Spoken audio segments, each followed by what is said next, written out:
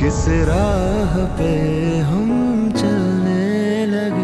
मुझे रोहाम में तुम्हारे बाबा की झलक दिखाई देती है मलिया। तुम उसके साथ खुश तो होना बेटा। मैं पहले मजबूर था, लेकिन अब ऐसा नहीं है कि मैं अपनी इज्जत नफ्स का सौदा कर दूं।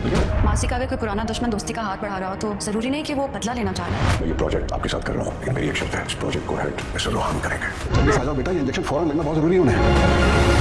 दिल जरा कुछ तो बता। शादी के बाद रोहाम मलिहा के साथ बहुत अच्छी तरह से एडजस्ट करने की कोशिश कर रहा है, उसका बहुत ख्याल भी रखता है और उसके साथ कामों में हाथ भी बटाता रहता है।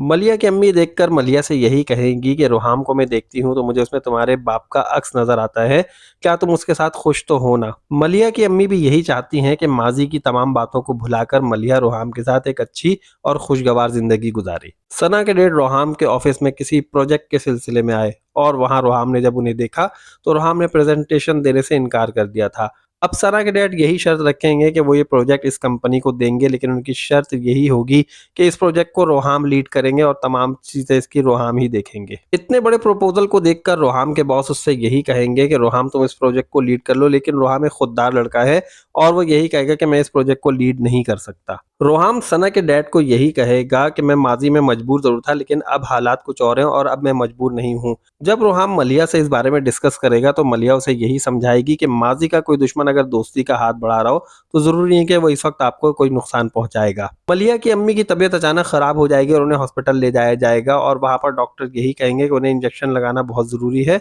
और जब मलिहा बाहर इंजेक्शन लेने के लिए निकलेगी तो वहां पर कोई डाकू आएगा और उससे छीना झपटी के दौरान फायर भी करेगा, लेकिन इससे मलिहा जख्मी हो जाएगी और वक्त पर इंजेक्शन ना पहुंचने की वजह से मलिहा की अम्मी की डेथ हो जाएगी। किस राह पे हम